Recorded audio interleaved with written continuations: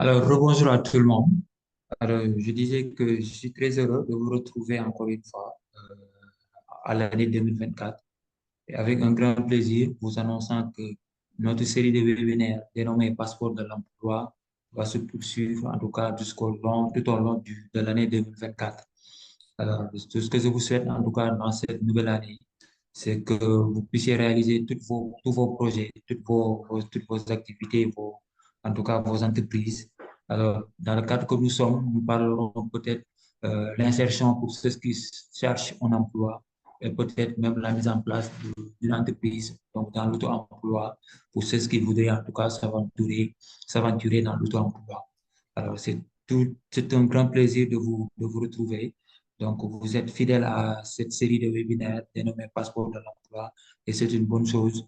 Donc, c'est un accompagnement vers l'insertion donc, qui vous permet peut-être de vous renforcer sur le plan de l'employabilité et même sur le plan même de votre vie professionnelle, donc dans comment vous vous comportez au niveau de l'entreprise.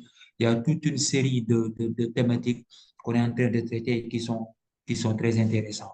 Donc, merci encore une fois de vous être connecté à ce rendez-vous hebdomadaire du dénommé Passeport de l'emploi. Alors aujourd'hui, nous allons accueillir comme présentatrice donc Madame Ya Jianqiao. Donc Ya Jianqiao est une psychologue conseillère. Donc maintenant, en tout cas, vous commencez à vous familiariser avec les psychologues conseillers. On a accueilli pas mal de psychologues conseillers ici, qui sont des partenaires, de bons partenaires, qui animent en tout cas, qui animent nos activités. Et aujourd'hui, nous en accueillons Ya Jianqiao qui est au Centre national d'orientation scolaire et professionnelle. Alors, le rôle du psychologue conseiller, c'est un peu d'aider les élèves, en tout cas les apprenants de manière générale, à développer une meilleure connaissance d'eux-mêmes, notamment en les invitant à porter attention à leurs traits de personnalité, leurs aptitudes, leurs valeurs et intérêts, et en les accompagnant dans le choix d'une formation de métier. Ou disons simplement à leur accompagner vers l'insertion professionnelle dans le cadre de Forcem. Alors, c'est la raison pour laquelle aujourd'hui nous en accueillons une qui s'appelle Yadian Kiao, qui va nous faire une présentation alors sur la thématique, sur la thématique, comment répondre à un appel à candidature. Vous voyez bien que c'est une suite logique parce qu'on a vu le CV, comment on fait un CV, on a vu comment on fait une lettre de motivation, un entretien d'embauche. Maintenant, c'est un tout, en tout cas, pour répondre à une candidature, à un appel d'offres. Elle va nous en dire plus, mais avant de lui donner la parole, donc, je vais inviter un membre de Forcem, qui est un chargé d'employabilité, qui s'appelle Boubou Sonko. Je ne sais pas s'il est connecté ou pas. Je ne le vois pas en tout cas connecté, mais il va nous rejoindre. D'accord? Il va nous rejoindre tout à l'heure. Donc, je vais lui donner la parole. En attendant, je vais donner à Yadiane donc quelques temps pour se présenter d'abord, pour compléter la présentation. Avant de démarrer la présentation, je vais prendre 2 minutes à 3 minutes pour donner à Sonko après le temps de dire quelques mots. Yadiane, vous avez la parole. Merci, Monsieur Top, et merci pour cette belle entrée en matière. Bonjour à toutes et à tous.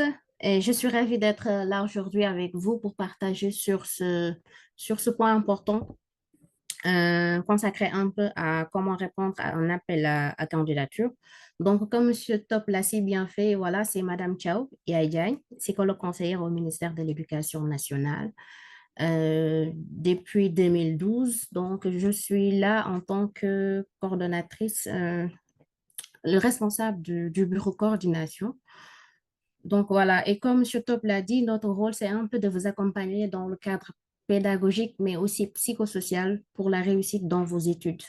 Donc, en tant que spécialiste de gestion de carrière, en tant que spécialiste dans l'accompagnement psychosocial et spécialiste aussi dans le cadre de l'accompagnement à l'employabilité, je pense que ce sera en tout cas une très belle rencontre aujourd'hui et que vous allez en tout cas trouver les réponses qu'il faut par rapport en tout cas par rapport à votre employabilité, par rapport à votre insertion. Donc, merci Monsieur Top et je vous souhaite en même temps une bonne et heureuse année, que cette année soit une année de paix, de prospérité et une année de réalisation de vos projets.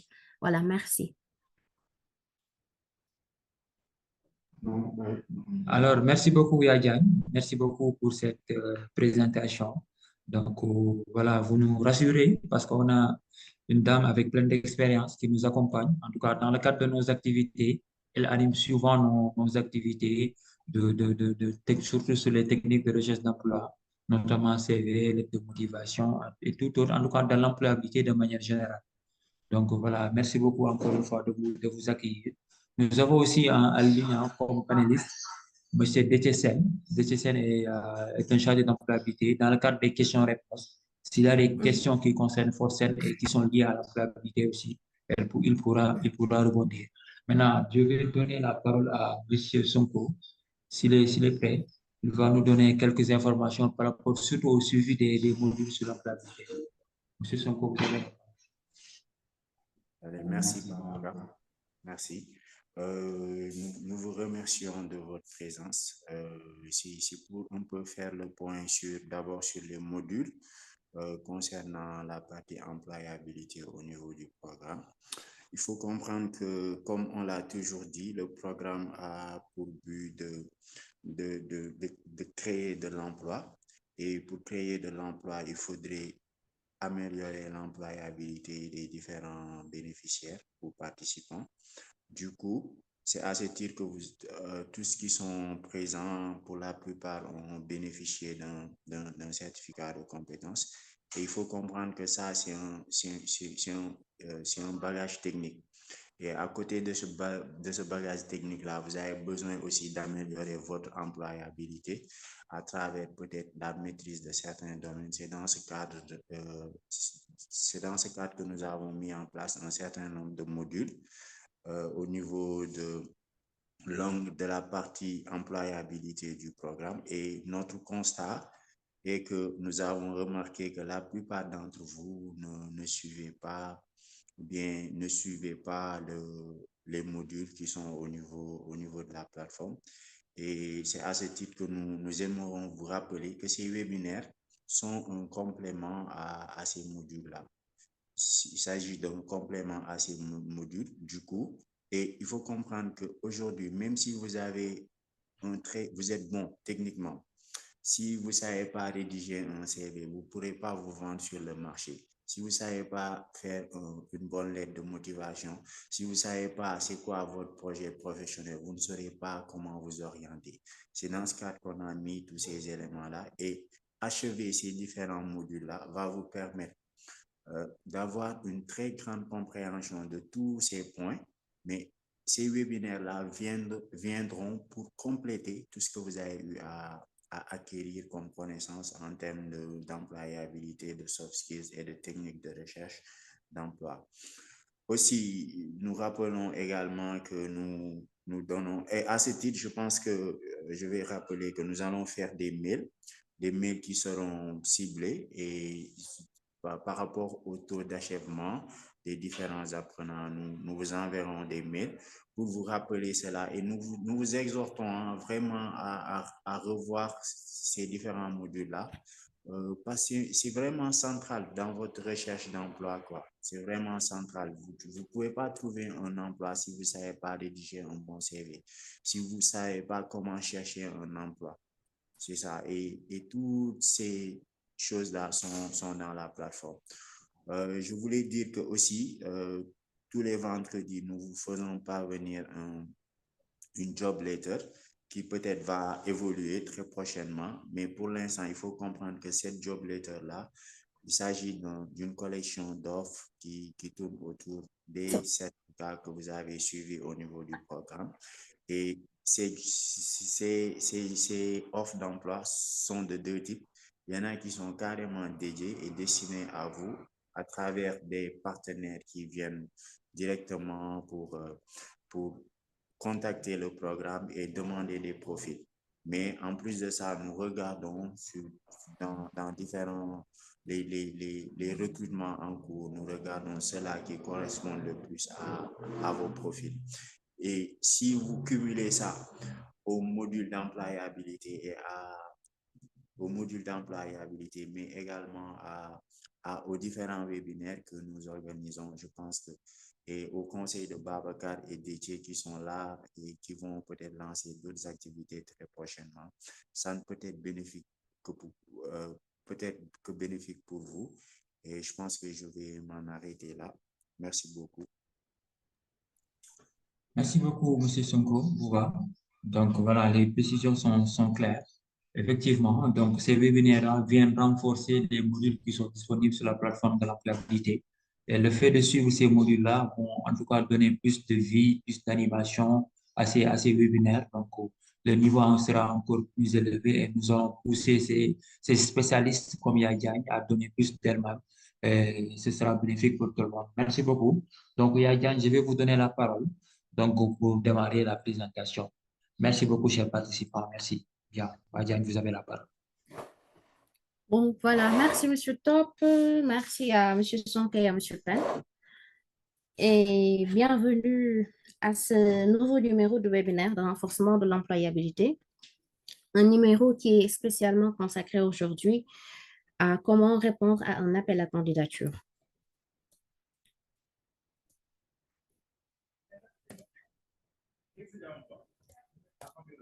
Voilà. Et comme vous le savez, plein de jeunes, en tout cas beaucoup de jeunes aujourd'hui, sont en pleine recherche d'emploi. Et la plupart du temps, il arrive que vous tombez sur, en tout cas, un appel à candidature qui vous intéresse. Mais il y a un certain blocage quelquefois à un certain niveau. Et vous vous dites ou bien vous vous demandez comment faire pour apporter la meilleure réponse possible à cette offre.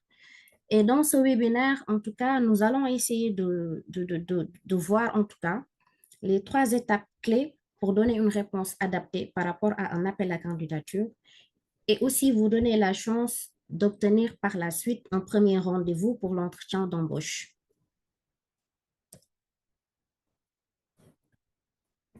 Mais ce qu'il faudrait déjà savoir, c'est qu'au-delà des informations de base qui sont en tout cas renseignées dans un appel à candidature, il y a toujours une multitude de détails qu'il faudrait essayer de comprendre et de repérer. Par exemple, le choix des mots, le temps employé, la répartition des termes. Il faudrait que, en tout cas, en tant que chercheur d'emploi, que vous soyez capable d'identifier et d'interpréter de manière assez exhaustive, en tout cas, l'appel à candidature pour bien orienter votre candidature. Mais avant cela, ce qu'il faudrait, de manière générale, il y a un travail en amont à faire toujours. Et ce travail-là consiste un peu à réfléchir sur soi. Parce que la première des choses qu'il faudrait savoir, c'est qu'il faut déjà avoir un bon projet personnel et professionnel et qu'il faudrait aussi que vous soyez en phase avec ce projet-là. Voilà, parce que cela vous évitera un peu de vous jeter à l'aveuglette, en tout cas de postuler pour des offres d'emploi qui ne correspondent pas trop à votre profil. Et pour cela, ce qu'il faudrait faire, c'est déjà se poser les bonnes questions. Ce job vous intéresse-t-il vraiment? Voulez-vous en tout cas des responsabilités ou bien vous préférez laisser cette tâche à d'autres? Est-ce que les horaires de travail vous conviennent? Avez-vous la motivation nécessaire et le réel désir d'intégrer l'entreprise en question? Des questions simples, mais très importantes qui vous aideront véritablement à rédiger une bonne lettre de motivation ou bien un mail de motivation, parce que de plus en plus, quand même, on a tendance à basculer dans les mails de motivation. Donc, après cela, ce qu'il faudrait aussi, c'est d'analyser vos compétences. Et quand on parle d'analyse de compétences à ce niveau bien précis, il faudra examiner, revoir en quelque sorte vos aptitudes. Qu'est-ce que vous faites bien? Quelles sont les compétences que vous pouvez apporter à l'entreprise? Par exemple, quelles sont aussi les compétences que vous devriez travailler? Après cela, il faudra essayer aussi de définir ce qu'on appelle vos critères d'emploi. Pas tous les critères, mais au moins les principaux. C'est-à-dire les définir clairement.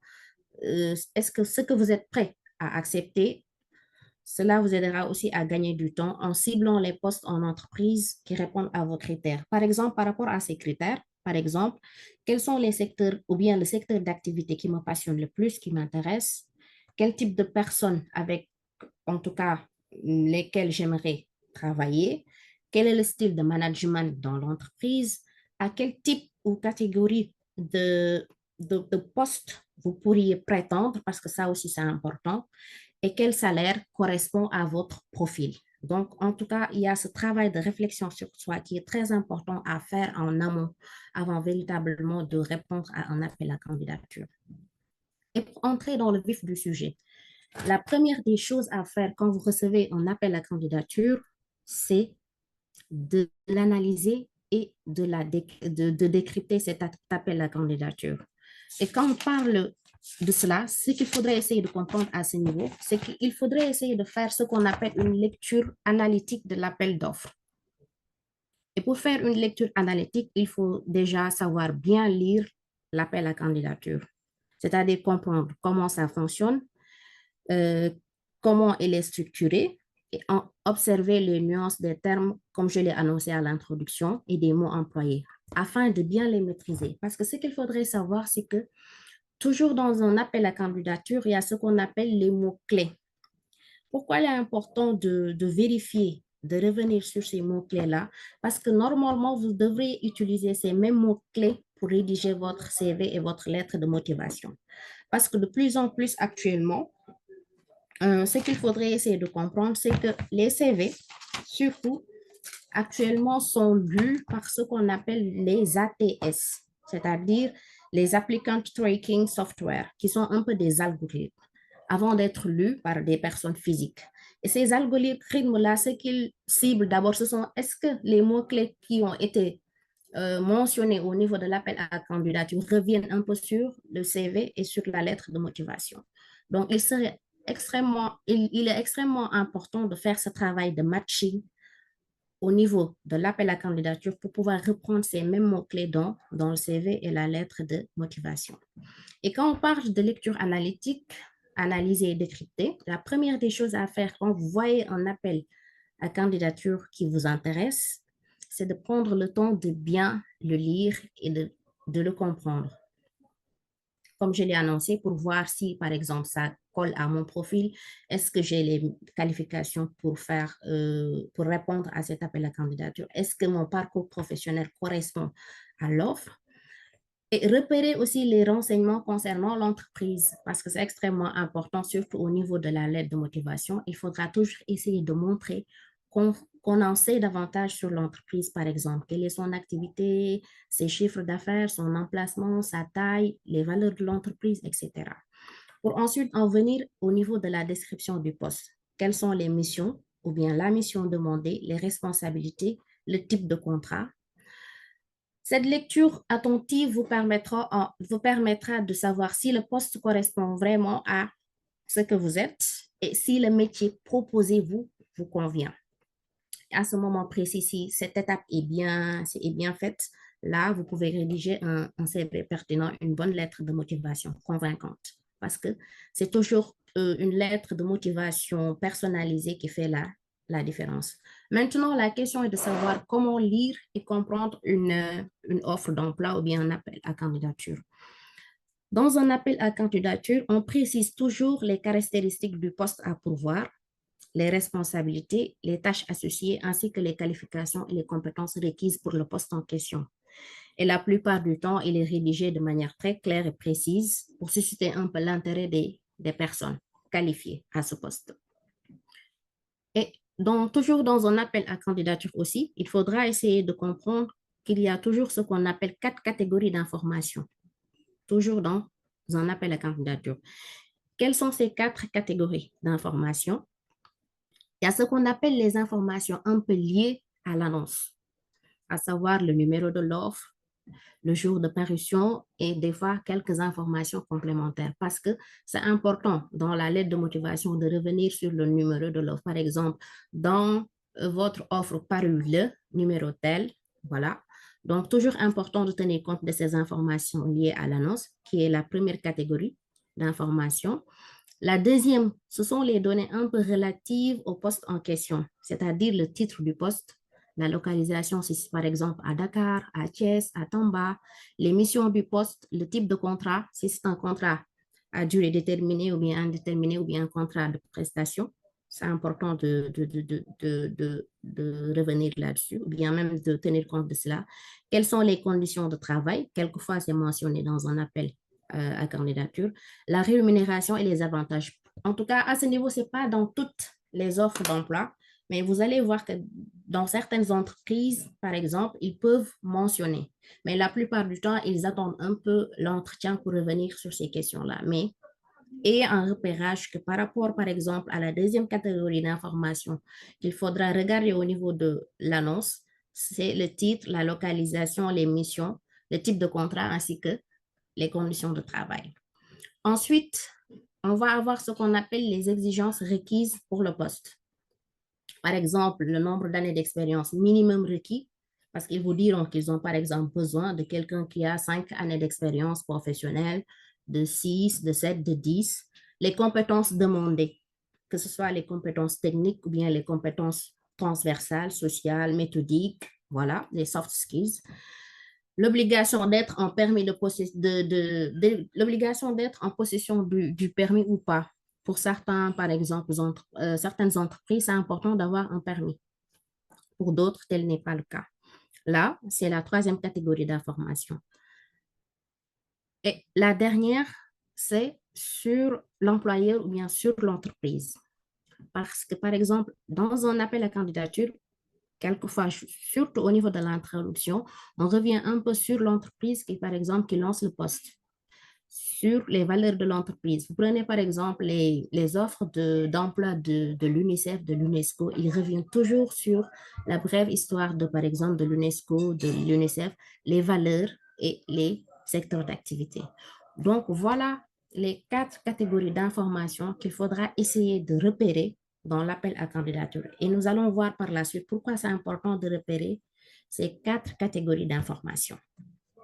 Une fois que c'est repéré, voilà, ça, vous allez voir que ça va permettre ça va faciliter un peu la rédaction de votre CV. Par exemple, la date de parution, comme je l'ai annoncé tantôt, c'est un indice pour découvrir si vous êtes parmi les premiers à postuler ou pas. Et si on prend par exemple les données relatives au poste, cela vous permet un peu de savoir si les conditions de travail vous conviennent ou si le métier vous correspond. Voilà. Et vous allez utiliser par exemple ces informations-là, même lors de l'entretien d'embauche. Et par exemple, le jury, par exemple, qui sera là, il saura que vraiment, par exemple, ce candidat-là, il a toutes ces informations en tête. En tout cas, c'est quelqu'un qui est bien renseigné en amont avant de venir à l'entretien. Pour ce qui est des exigences requises, cela vous permettra un peu de comprendre les réels besoins de l'entreprise. Et en le montrant sur votre CV, vous répondez un peu aux attentes que vous êtes la personne idéale pour le poste ou pas. Cette partie est extrêmement importante, surtout pour, par exemple, s'il s'agit d'une candidature spontanée. Parce que là, dans une candidature quand même spontanée, c'est vous qui allez vers l'entreprise. Et en y allant, vous devez un peu leur montrer que vous connaissez l'entreprise en question et que vous maîtrisez en quelque sorte les b.a.-ba de l'entreprise. Et enfin, la quatrième catégorie d'information de l'entreprise, voilà, comme je l'ai dit, cela vous aidera un peu à vous démarquer. Et là, vous pourrez montrer un peu à l'employeur que vous partagez, par exemple, les mêmes valeurs, que votre objectif de rejoindre l'entreprise, ce n'est pas quelque chose qui est vraiment, voilà, qui est venu du tic au tac, mais que vous avez véritablement bien réfléchi à cela et que votre projet personnel colle un peu à leur projet, bien à leur objectif et mission un peu. Donc, voilà la première des choses à faire, repérer les 4 catégories d'informations liées à l'offre, à l'appel à candidature, bien à l'offre. Maintenant, ce n'est pas uniquement ça. Et comme on a l'habitude de le dire, après cela, après avoir bien repéré ces 4 catégories d'informations, il faudra aussi savoir lire entre les lignes d'une offre, c'est-à-dire observer les nuances dans les termes utilisés. Et outre les composantes de l'annonce, il faudra aussi tenir compte du vocabulaire employé. Par exemple, des mots tels que exiger, par exemple, les compétences exigées, les compétences requises, ou bien ça, c'est un impératif, ou bien ça, c'est nécessaire. Ça signifie, par exemple, qu'il s'agit d'une obligation pour ce poste-là. Et assurez-vous donc d'être en possession des compétences ou qualifications requises avant de postuler. C'est très bien, c'est très important de tenir compte du vocabulaire qui est utilisé. Par exemple, vous pouvez voir dans un appel à candidature des termes tels que souhaiter, apprécier, ou bien ce sera un plus. Par exemple, la maîtrise de l'anglais est un plus. ça correspond à des compétences ou qualifications la plupart du temps qui ne sont pas obligatoires, mais qui sont facultatives, mais qui peuvent faire la différence quand même. Et quand il s'agira de rédiger le CV ou bien la lettre de motivation, il faudra les mentionner là-dessus. Donc, savoir lire entre les lignes pour essayer de voir les nuances exigées, requis, impératifs, souhaités, appréciés, cela vous permettra de bien rédiger la lettre de motivation et de bien faire la corrélation entre l'offre et votre CV. Autre chose aussi, toujours par exemple, dans comment lire entre les lignes, il faut aussi essayer d'identifier les exigences, les compétences et les qualités recherchées. C'est très important parce que le choix des mots utilisés, ça répond toujours à une certaine logique. Par exemple, est-ce que l'entreprise a besoin de quelqu'un qui est expérimenté ou bien il a besoin, par exemple, d'un junior? Ils vous disent, par exemple, sens de l'organisation, il faut être autonome, ce sont des qualités recherchées, par exemple, par l'entreprise. Le candidat doit être capable de s'adapter, ou bien il doit être polyvalent, ou bien il doit être en tout cas quelqu'un qui a un esprit d'ouverture, etc. Donc, ces termes-là sont extrêmement importants. Et actuellement, comme vous le savez, les soft skills sont très prisés dans le monde du travail. On peut bel et bien avoir les compétences techniques qu'il faut, mais si on n'a pas certaines compétences sociales, ça risque de poser problème, d'où la nécessité véritablement de travailler sur ça. Il faut savoir déceler ces mots afin de les réutiliser dans votre candidature, parce que je l'ai dit tantôt, ces mots sont importants, parce qu'actuellement, en rédigeant le CV, il faudra essayer de faire ressortir tous ces mots-clés-là, les compétences, les qualités recherchées. Parce que comme je l'ai annoncé tout à l'heure, actuellement, de plus en plus, ces CV-là sont en tout cas, sont lus par des algorithmes, les ATS. Vous pouvez par la suite essayer de voir qu'est-ce que ça signifie. On les appelle les applicant tracking software. Et ces algorithmes-là traquent les CV qui, par exemple, en tout cas, qui ont fait le matching parfait entre l'appel d'offres et, par exemple, le candidat en quelque sorte. Donc voilà, vous pouvez avoir un très bon profil, mais au moment de rédiger le CV, si par exemple vous ne répondez pas à ces exigences, vous pouvez carrément passer à côté. Voilà. Et on vient à la deuxième étape, c'est-à-dire après avoir bien lu, en tout cas, l'appel à candidature, après avoir repéré les nuances, repéré les qualités, les compétences demandées, la deuxième étape consiste un peu à adapter votre candidature. Voilà. Et une fois que les catégories et les thèmes de l'emploi ont été identifiés et que vous maîtrisez un peu, vous devez un peu les travailler avec le plus de soin possible parce que ça va constituer un peu la base de votre candidature.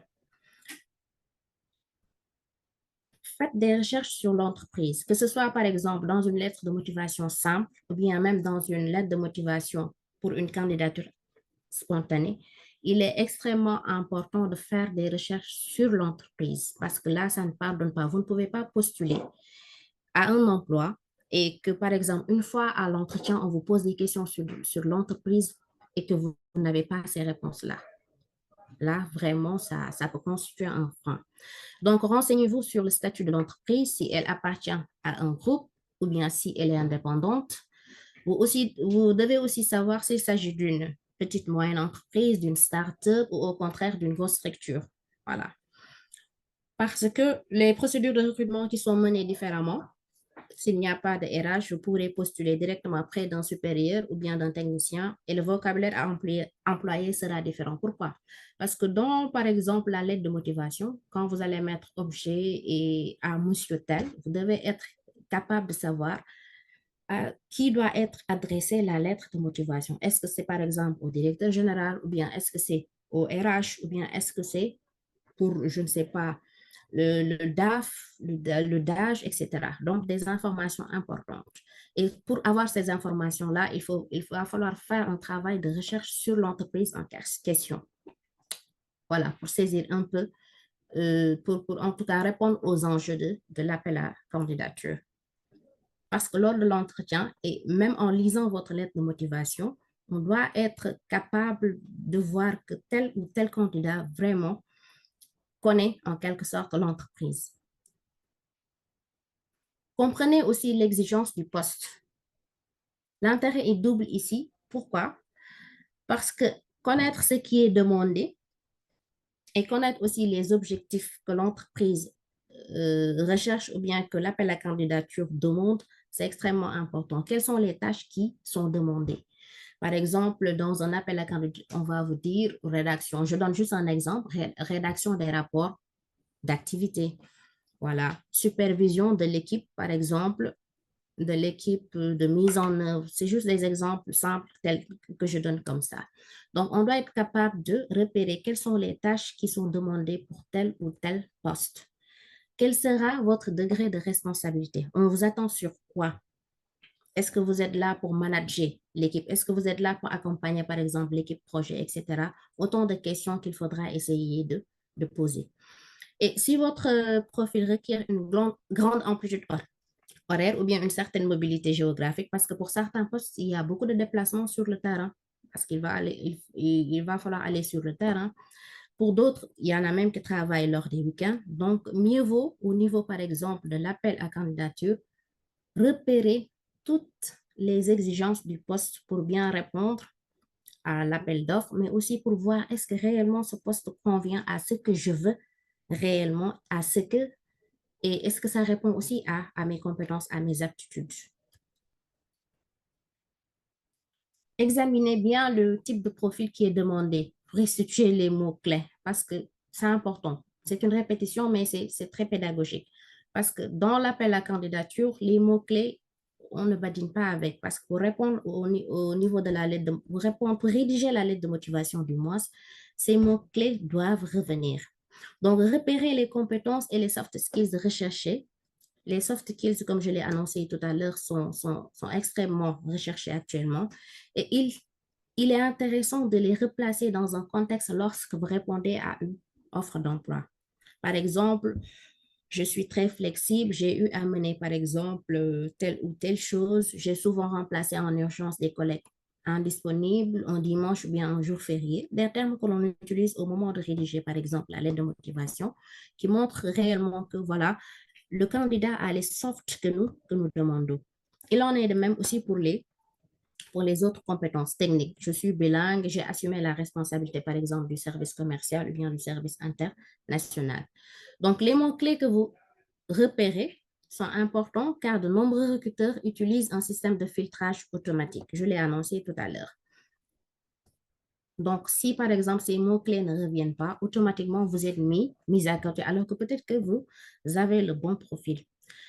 La troisième étape, c'est maintenant, après avoir bien lu l'offre, après avoir repéré les mots-clés, après avoir fait ce matching parfait-là entre l'offre et le profil, entre l'offre en tout cas et vos compétences, après avoir lu entre les lignes quels sont les termes qui ont été utilisés. Par exemple, s'ils ont besoin de quelqu'un qui est expérimenté, s'ils ont besoin d'enseignants, voilà les tâches attendues, voilà la mission. Ce qu'il faudrait essayer de voir maintenant, essayer de faire du moins, c'est maintenant de rédiger votre candidature et de l'envoyer.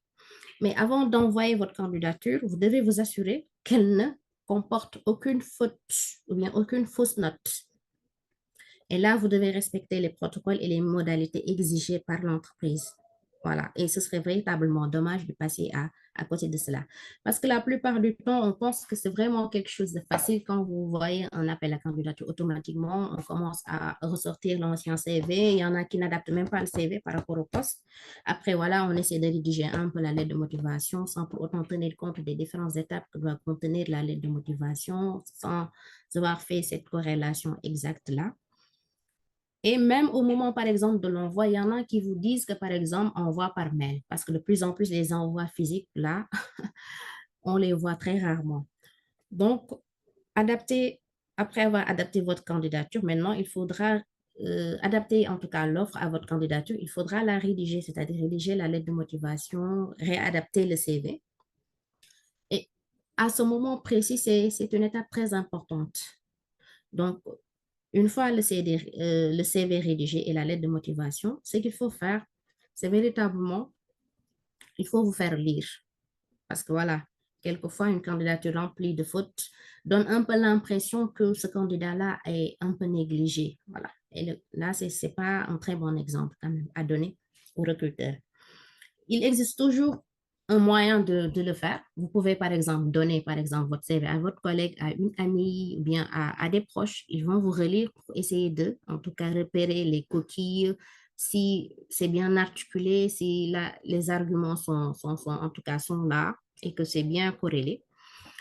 Vérifiez, comme je l'ai dit tout à l'heure, les modalités d'envoi parce que les indications pour postuler sont toujours claires, soit l'adresse physique, l'adresse email. Pour d'autres entreprises, il y a une plateforme spécifiquement consacrée à ça. Et vous devez suivre exactement ces instructions-là. Les entreprises optent plus pour la voie électronique. Je pense que je l'ai annoncé. De plus en plus, c'est des dépôts en ligne. Voilà. Il y en a même qui proposent des plateformes où vous venez vous rédiger directement votre petite lettre de motivation au niveau de la plateforme et vous balancez le CV. Et par rapport à la rédaction de l'offre, c'est-à-dire la lettre de motivation, il faudra tenir compte de ces trois points qui sont vraiment essentiels.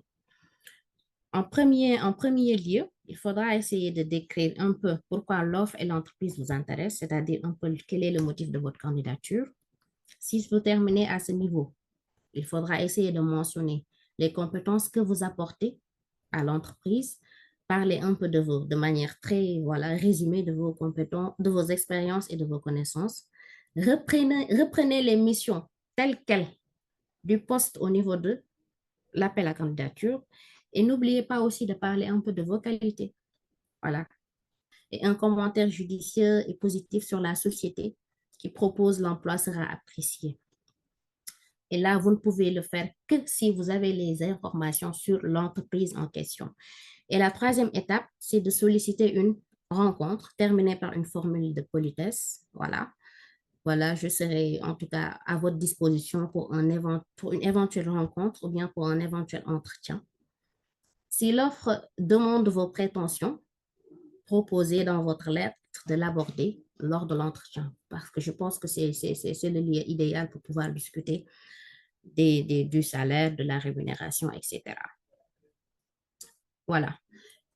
Je pense que vous avez eu à voir au niveau des autres webinaires la lettre de motivation. Voilà, peut-être que puisque c'est une suite logique, parce que l'objectif de répondre à un appel à candidature ou bien les documents qui sont utilisés, c'est la plupart du temps la lettre de motivation et le CV. Donc, il est important juste de faire cette petite précision.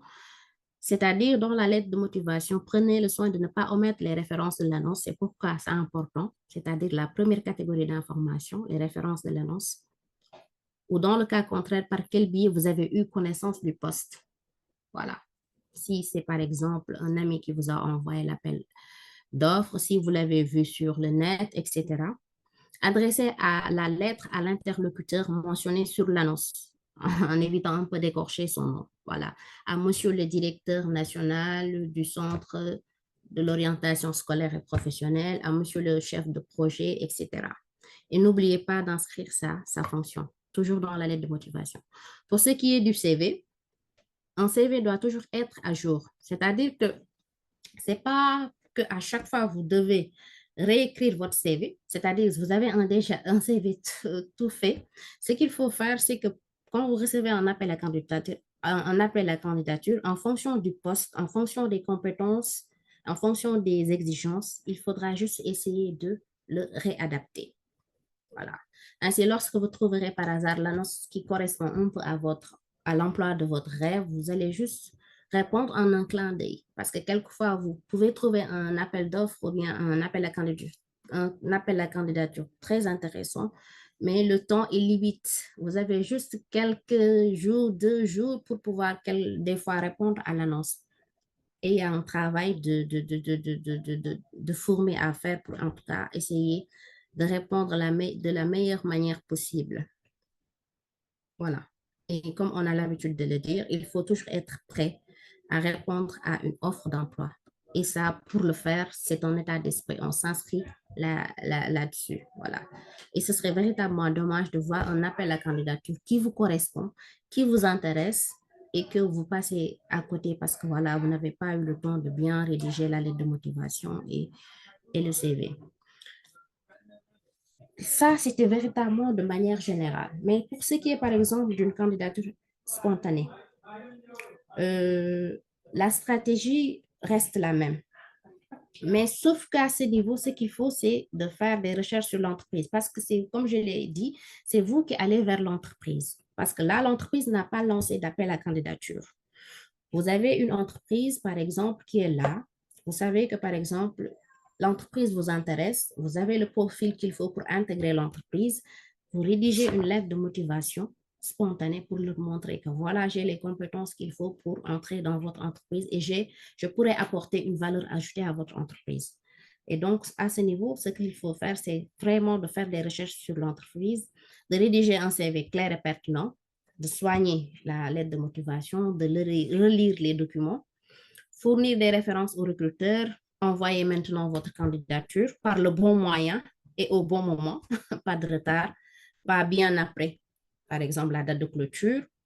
Il ne faut pas l'envoyer il ne faut pas l'envoyer en tout cas, à n'importe qui. C'est-à-dire, si par exemple, il s'agit de l'envoyer au directeur général, vous l'envoyez au directeur général, pas au RH.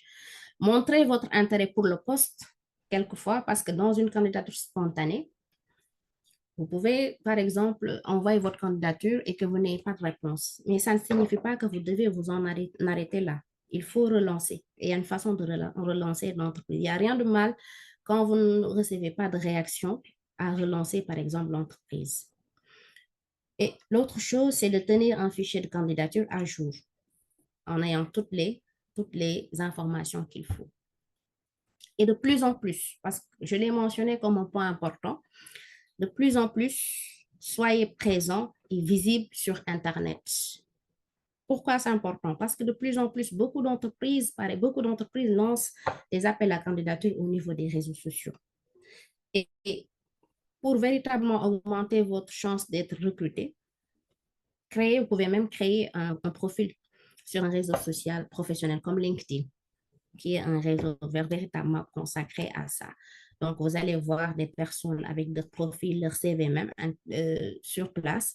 Donc, une fois, par exemple, qu'une entreprise lance un appel à candidature, automatiquement, vous allez voir que les gens vont réagir. Donc, au lieu, par exemple, de vous concentrer beaucoup plus sur Facebook, même si c'est intéressant, c'est important, quelquefois, WhatsApp, vous pouvez miser sur LinkedIn où il y a des offres. Vous pouvez même rencontrer des professionnels et discuter un peu de leur emploi, des exigences, par exemple, de l'emploi, des qualités qu'il faut pour exercer tel ou tel métier.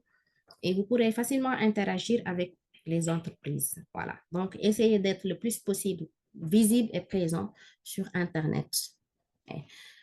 Et si vous cherchez comment postuler à un premier emploi, sachez également que de nombreux postes vacants ne sont pas publiés, c'est-à-dire physiquement. Les recruteurs ne diffusent parfois leurs recherches de collaborateurs que sur les réseaux sociaux. Donc, restez alerte et vif. Donc là, on vous encourage véritablement à investir les réseaux sociaux. Voilà en tout cas de manière générale ce que j'avais à apporter pour cette journée, tout en sachant qu'on ne peut pas mettre toutes les informations là-dessus. L'objectif premier, c'était déjà de vous donner en tout cas les b.a.-ba par rapport à ce sujet bien précis. Comment répondre à un appel à candidature. Maintenant, s'il y a des questions, si vous avez d'autres préoccupations, voilà, je suis à votre disposition pour répondre à ces questions-là. Donc, voilà, Monsieur Top, ce que j'avais à partager avec vous pour cette journée d'aujourd'hui. Et merci pour votre attention. Merci beaucoup, Yaya. Merci beaucoup. D'abord pour le respect du timing. Donc, une présentation sur 30 à 45 minutes. Donc, ça nous permettra beaucoup plus largement sur les échanges. En tout cas, merci beaucoup. Je retiens beaucoup d'informations sur votre présentation. D'ailleurs, nous retournons, je vais dire, parce que les apprenants aussi retiennent que la candidature, c'est pas, disons, excusez-moi, mais c'est pas n'importe comment qu'on le fait. Donc, il y a une certaine procédure, il y a une certaine technicité, notamment sur la lettre de motivation, et que c'est pas parce qu'on n'a pas demandé la lettre de motivation qu'on va se garder de le faire. D'accord? Donc, c'est tout autant intéressant donc, de retenir toutes ces informations-là. Alors, avant de revenir plus largement sur la présentation, je vais donner l'occasion aux participants. Donc, j'ai vu beaucoup de questions sur le chat. Maintenant, je vais leur donner. Donc, pour ceux qui voudraient poser des questions, vous levez la main. Alors, je vais vous donner la parole et vous allez directement poser votre question à la présentatrice, Yadian Chao, donc qui va volontiers répondre à vos questions. Alors, je m'en vais vous donner la parole. Je vais voir. Donc, il y a 5 personnes ou 6 qui ont levé la main. D'accord. Maintenant, les autres qui ont des questions sur le chat, vous pouvez lever la main directement. Je vais vous donner la parole. Alors, il y a Bénice Distel Bangumuna. Donc, Bénice, vous avez la parole. Vous activez votre micro. Bénice, vous activez votre micro à votre niveau. Voilà, alors, vous avez la parole. De m'avoir donné la parole. Hein. Vraiment, vraiment merci. Au fait, je voulais juste savoir. Bon, moi, je demande par rapport aux ressources. Est-ce qu'il existe bon, des sites internet où on peut aller, par exemple, suivre une formation, ensuite des exercices, des simulations en direct à partir des sites web? Parce que franchement parler, l'exposé est très riche. J'ai noté, mais certainement il y a des choses qui m'ont échappé. Je ne sais pas, le cours, on pourra le trouver ou je ne sais pas. S'il y a des ressources aussi, vous pouvez vraiment me renseigner là-dessus. Voilà, c'était juste ça. Merci. Merci beaucoup. Merci beaucoup, Bénice. Bon, ça, je crois que c'est au niveau de... Après, Yacha va t'orienter. Mais au niveau de Forcen, il y a une plateforme. Donc, la plateforme Forcen, il y a ce qu'on appelle, il y a l'onglet employabilité. Dans cet onglet, il y a effectivement des cours faits par des personnes ressources comme Yacha. Donc, qui sont disponibles sur la candidature, sur le CV, sur la lettre de motivation. Il y a tout un cours, en tout cas, qui sont disponibles et qui vous permettent, en tout cas, de vous renforcer. Donc, vous pouvez consulter la plateforme. Tiens, vous avez la parole. Vous avez quelque chose à ajouter? Alors, Monsieur Tom, merci. Au fait, voilà, s'il y a des sites Internet consacrés à véritablement savoir si, comment rédiger un CV ou bien une lettre de motivation, ce qu'il faut savoir, c'est que peut-être à ce niveau, il vous donne juste ce qu'on appelle les différentes étapes de la rédaction, par exemple, d'une lettre de motivation ou bien d'un CV. Mais ce qui serait intéressant, c'est véritablement, c'est de vous jeter à l'eau. Par exemple, essayez, à partir d'un appel à candidature, de rédiger votre CV, une lettre de motivation, et vous pouvez vous faire corriger. Par exemple, comme M. Top l'a dit, nous sommes là à votre disposition. Si vous avez une lettre de motivation, si vous avez un appel à candidature qui date même de 2021-2022, l'important, c'est véritablement de faire l'exercice pour voir si vous respectez en tout cas les différentes étapes qui sont demandées dans une lettre de motivation. Est-ce que vous avez fait un beau matching entre l'appel, la lettre de motivation et le CV? Voilà. Maintenant, pour des sites pratiques, voilà, là, sincèrement, au niveau du ministère de l'Éducation, c'est en phase avec la plateforme Scène Orientation, mais quand même, la plateforme est en cours d'élaboration. Ce n'est pas quelque chose de terminé. C'est prévu quand même, mais pour le moment, nous n'avons pas encore commencé cette étape importante. Donc, on est juste à l'étape information, orientation. Mais maintenant, pour les MOOC, les exercices pratiques, là, peut-être ce qu'on vous conseille, c'est véritablement de rédiger ces lettres-là et peut-être d'échanger. Après, on va essayer un peu de voir quelles sont les étapes qui ont été respectées pour mieux vous orienter. Voilà. Merci.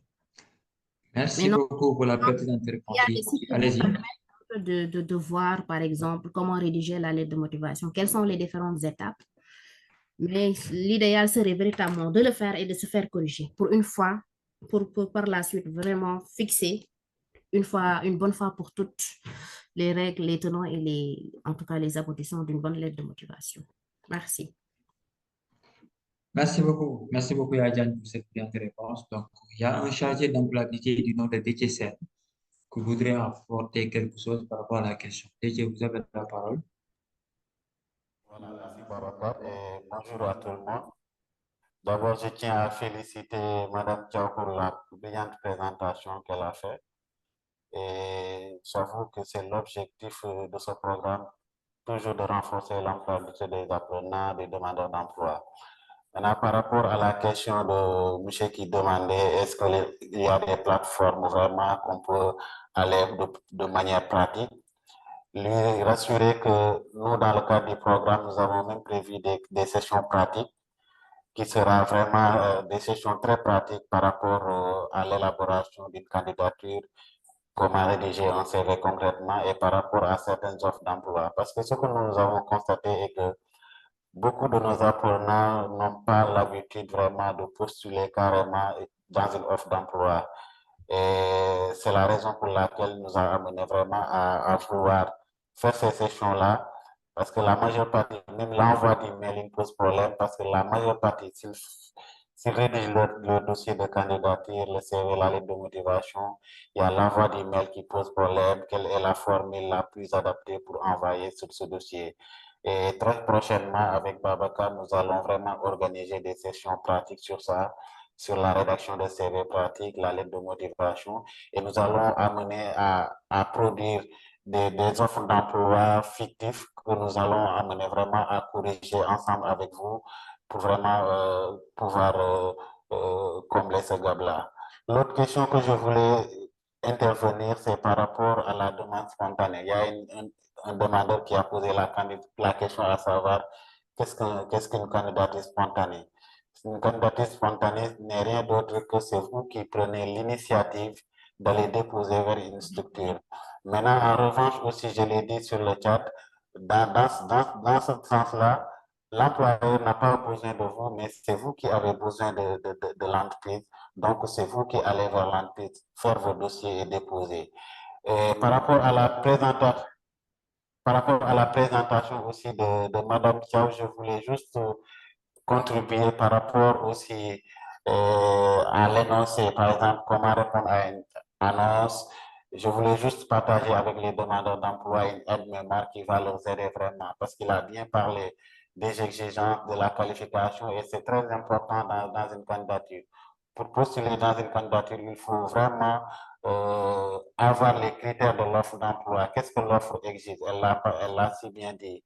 C'est pourquoi je vais vous parler un peu, par exemple, de l'aide-mémoire que vous allez, si j'ai le temps, Babacar, peut-être après, au courant des questions, on pourra en revenir pour vous donner l'aide-mémoire qui va vous permettre vraiment de préparer à une candidature lors d'une offre d'emploi. Je vous remercie.